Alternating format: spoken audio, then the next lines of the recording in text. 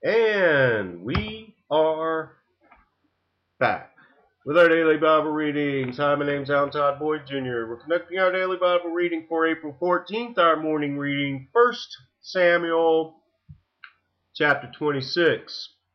And the Ziphites came unto Saul to Gibeah, saying, Doth not David hide himself in the hill of Hachilah, which is before Jeshimon? Then Saul arose and went down to the wilderness of Ziph, having 3,000 chosen men of Israel with him, to seek David in the wilderness of Ziph. And Saul pitched in the hill of Hachilah, which is before Jeshimon by the way.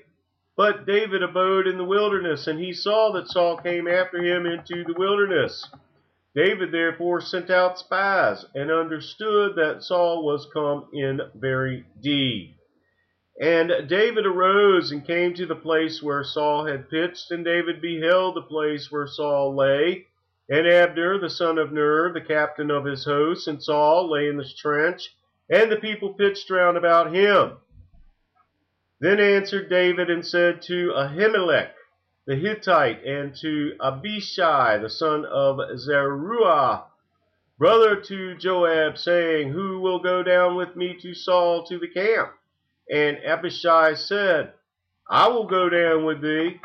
So David and Abishai came to the people by night, and behold, Saul lay sleeping within the trench, and his spear stuck in the ground at his bolster. But Abner and the people lay round about him. Then said Abishai to David, God hath delivered thine enemy into thine hand this day. Now therefore let me smite him, I pray thee, with the spear, even to the earth at once, and I will not smite him the second time. David said to Abishai, Destroy him not, for who can stretch forth his hand against the Lord's anointed and be guiltless? David said furthermore, As the Lord liveth, the Lord shall smite him, or his day will come to die, or he shall descend into battle and perish. The Lord forbid that I should stretch forth mine hand against the Lord's anointed, but I pray thee, take thou not the spear that is at his bolster, and the cruse of water, and let us go. So David took the spear and the cruse of water from Saul's bolster, and they gat them away, and no man saw it, nor knew it, neither awaked, for they were all asleep, because a deep sleep from the Lord was fallen upon them.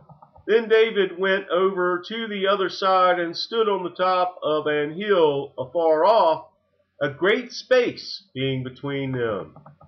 David cried to the people and to Abner the son of Ner, saying, Answerest thou not, Abner? Then Abner answered and said, Who art thou that criest to the king? David said to Abner, Art not thou a valiant man? And who is like to thee in Israel?